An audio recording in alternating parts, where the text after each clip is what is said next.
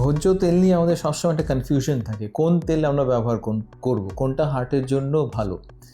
সেটা কি refined sunflower oil না মাস্টার্ড অয়েল, সর্ষের তেল। আজ আসুন সেটা আমরা জেনে নিই, কোন তেল আপনার হার্টের জন্য ভালো, কোনটা নিলে আপনার হার্টের জন্য ভালো, আর কোনটা আপনার হার্টকে ড্যামেজ করছে। তার মধ্যে একটা তেল আছে যেটা আমরা ট্রেডিশনাল, আমরা সবসময় ব্যবহার করে আসছি, লাস্ট 50-100 ইয়ার্স থেকে ব্যবহার করে আসছি। অন্য তেল যেটা রিফাইন্ড অয়েল, সেগুলো আমরা লাস্ট 2 থেকে 3 দশক এর মধ্যে আমরা ব্যবহার করছি। তো তার মধ্যে একটা তেল আছে, ভোজ্য তেল আছে, যেটা আপনার হার্টকে সাইলেন্টলি ড্যামেজ করছে বা অন্যান্য সমস্যা ডেকে আনছে। আসুন জেনে নিই কোন তেল সেটা।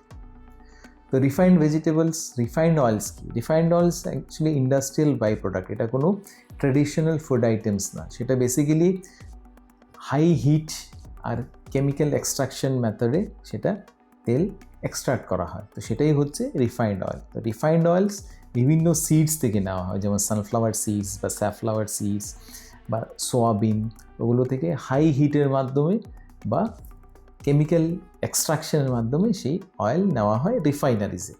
আর যেহেতু এই রিফাইনিং প্রসেসে হাই হিট ব্যবহার করা হয় বা কেমিক্যাল মেথড ব্যবহার করা হয়, তো তার জন্য বেশিরভাগ যে নিউট্রিয়েন্টস এই সিডসগুলোতে আছে সেটা আর থাকে না, থেকে যায় শুধু ওমেগা 6। আর ওমেগা 6ও যেটা থাকে সেটা অনেক ক্ষেত্রে এটার স্ট্রাকচারটা চেঞ্জ হয়ে যায়।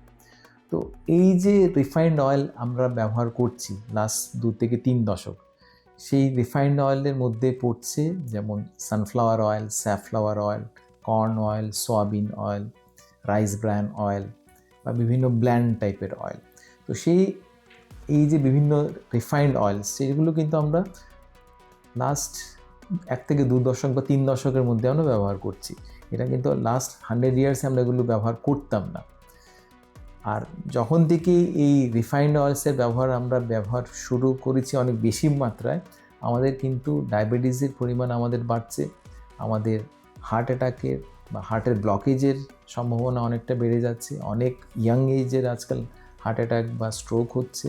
তেমনি ফ্যাটি লিভার, ওবিসিটি বা ক্যান্সারের ঝুঁকি কিন্তু অনেকটাই বেড়ে গেছে লাস্ট 2-3 দশকে।